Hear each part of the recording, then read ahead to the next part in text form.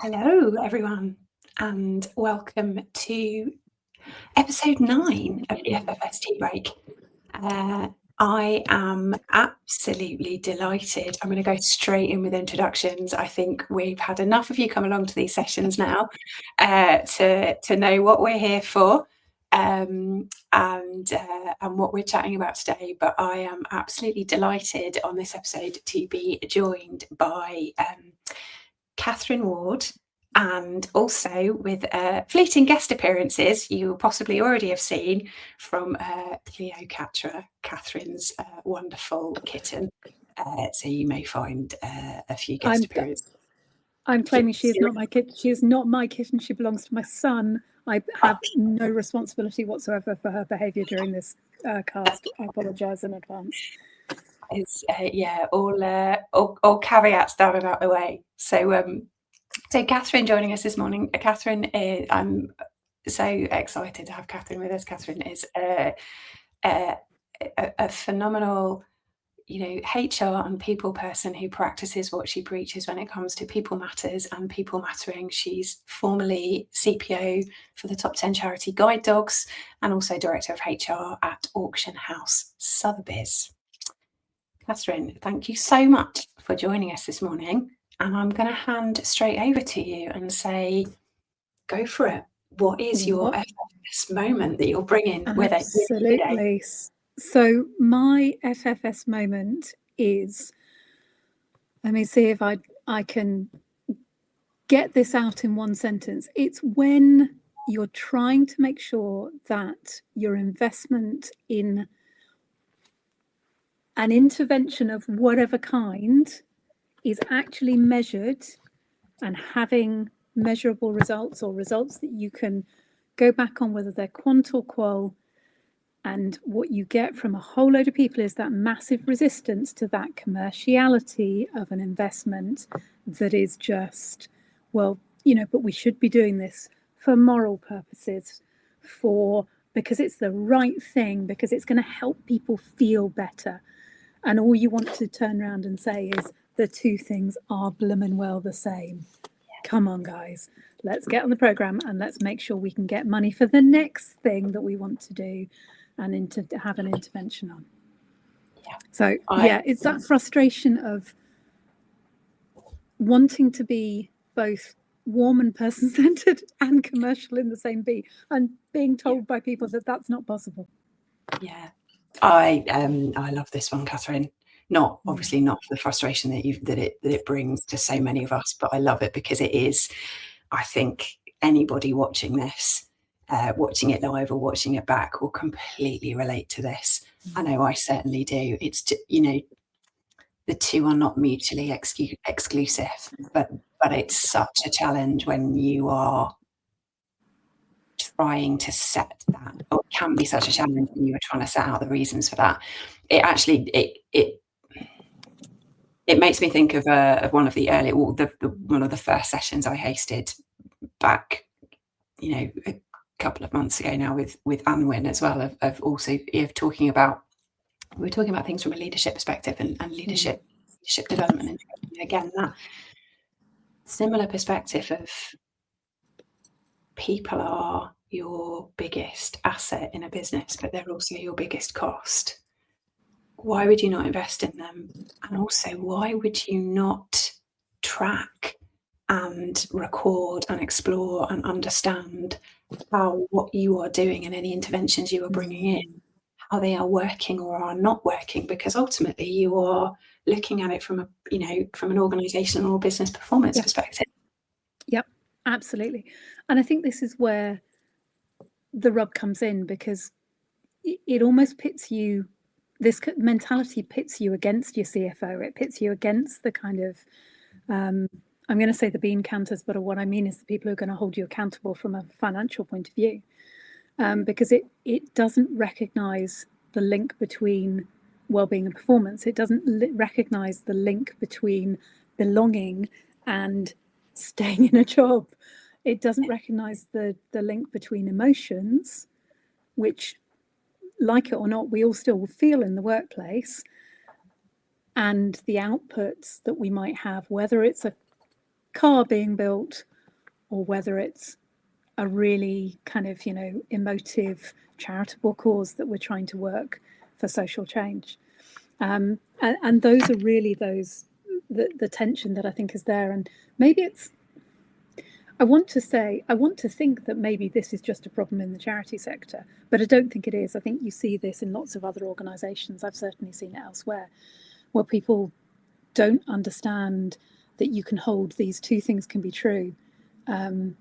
Bits of it's really good commercially, and it's just a really good thing.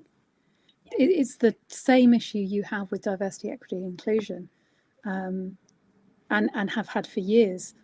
Legally, we need to do it, but it's also the right thing to do. Yeah. What have you seen work? What have you seen, or what have you used, or what have you tried to kind of tackle or overcome this in the different organisations you've worked with or worked across? Yeah. I think you've got to start from the very, very beginning of when you start to think about there's something that you would like to do. You absolutely need to think about trying to make sure you explicitly appeal to the different motivators for change. And this is classic change theory. You want to get everybody on board. They may have different motivations for gender pay equality or whatever else it isn't. But it is that whole piece around being able to call that out. I think particularly when you're coming to the funding. I'm just going to move back because I love the fact the sunshine's taking off the jawline, but it's good. Stay out the sunshine. Oh Lord, it's the other cat. Multiple cat household, sorry. And they immediately come to anyone who's on camera. That's their thing. I think it's about calling that out to start with. So when you are talking to your trustees, you want to be saying this is commercially a good idea, and this is a very sensible thing to do from a moral perspective, and it will improve your engagement. And let's not forget the impact of engagement on productivity or retention or whatever else it isn't. So I think that's the piece for me about making sure you start with the broadest scope. I think the second thing you should do is make sure when you're building your measurements is you need to make sure that you are talking about all those different things that you can measure and talk about them in the same breath. So your dashboard should be qual quant. What do people feel about this? How's it going down? But also, what are the early signs of, lead measures for impact of cost of living payment, an employment law change, a new policy, all of those bits. And I think you've just got to do that throughout the entire project. Have a project arc that looks across the board that says, yes, we want to be looking at this for multiple reasons, and be explicit. But I do find often that you'll get people nodding along, and then the only thing they remember for the next meeting is one of those aspects, and the only one that they cared about. Whether it was your CFO saying, oh yes, I can see, well, I'd really like to see that cost saving you were talking about there, Kathryn. Please be explicit about how much we've saved on X, Y, and Z, or whether it's your staff rep saying, we don't care about the cost saving, but how do people feel about this and what's going on with their kind of trust in leadership because you've introduced this thing.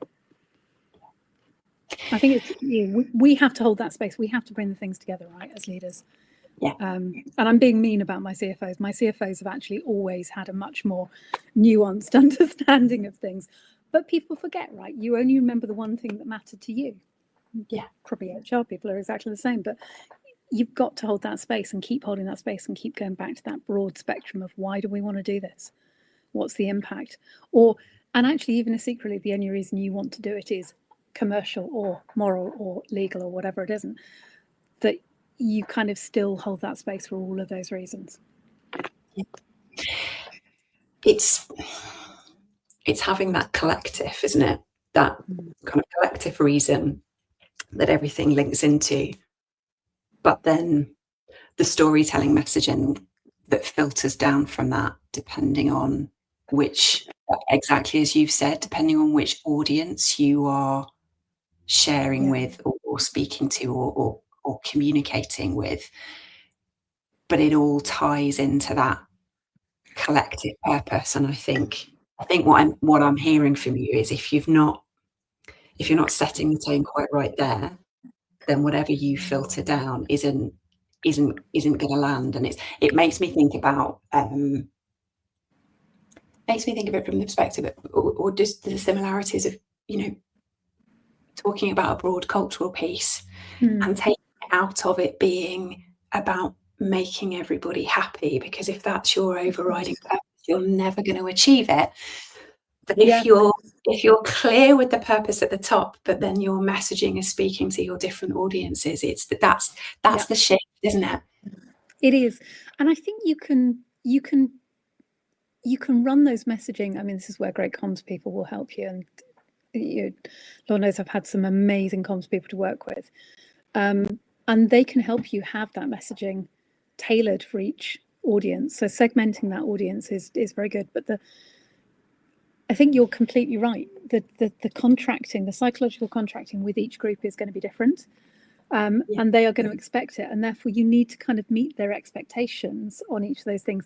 But I also think we've got a duty to remind them that this is a commercially viable thing, and that it's my place as one of their executives to make sure we're not spending money that we shouldn't do, particularly in a charity, to make sure that we're spending money in the right way, particularly in a charity, to make sure that we are protecting their jobs and their pay packet, as well as protecting the viability of the organisation and the outcomes going forwards.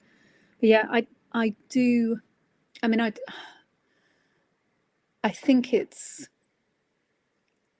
similar to talking about kind of moral injury, which is that concept of where somebody is really out of kilter with the values, that the expectations of what they get, that they want is not being met with what they're living. And particularly where it's linked to values and so onwards, which is why I think it's really important for us as leaders to be clear. We're not sitting there trying to make your work happier for the sake of it being happier. We're trying to make your work happier for the sake of you being more effective in the cause of shareholder profit or charitable purpose or service user outcomes or great new customer experience or etc. And I think if we allow people to say, yes, but I care about the moral aspect of inclusion or belonging, or I care about the commercial aspect of, have you spent this penny right? Have you spent these thousands of pounds correctly? Can we report on that? Is there good governance on why we're doing it? If you can bring those together, that is part of our responsibility as leaders, is to say to people, yeah, that's great. That's what you expect. And I need to meet that expectation on your part as far as I can, but let me just be clear with you. We're also doing, let me just, this is your lead piece, and here's the other pieces we're also tracking because they're important. And I think as people mature in roles, whether it's staff reps or professional, they are also then able to start to get glimpses of those other things that matter. And start to recognise why they matter. And I think that's, it's a lovely growth to see in people, but it's also something that we need to keep talking about, right? We could talk about this bit all day. How do you report? How do you measure? How do you communicate that back out? And how do you let people know that, particularly when things haven't been a success or when you've done that experimentation? Lord, I'm a big fan of Anne Lawler Kumpf. If anybody hasn't read the book Tiny Experiments, which I was recently introduced to, read it, rereading it with my highlighter pen at the moment. I mean, you've got to expect that your experiments will come back with failures and that your experiments will come back with inconclusive results as well. Yeah. So you may not always know whether it's a success, but you should be able to tell yourself, but was it a success for us to do it? Was it the right thing for us to make a decision at that point? Yeah. And that opens a whole, to me, that opens a whole can of worms of another conversation that we could have around relationship with failure in organisations. Oh wow! And and how that lands, because exactly as you've said, it's about it's about trying something and testing and checking, and there is value in not working. There's value in failure, such value in failure. And in particular for not-for-profit organisations, there's very little permission for failure, because every single penny comes from grants or some version of public money, right? And every single penny therefore counts. But I think sometimes we waste the pounds for the sake of the pennies not being in the right direction. It's absolutely very much my belief. Well, maybe we've got our next FFS conversation there on that side of things, is the power of failure, and the really difficult relationship that most companies and individuals actually have with failure as well. Yeah, absolutely. These 15-minute slots are never enough. Never quite long enough. This is our learning point for when we do the next. But we've overrun a little, but I think it was well worth it. But that feels like a good line in the sand for now. I think we've probably got at least 2 or 3 further FFS moments that we could take from this and carry on. But we will draw to a close for today. So just leaves for me to say thank you again so much for joining me today, Kathryn. I've thoroughly enjoyed our conversation. It's been an absolute joy. Thank you.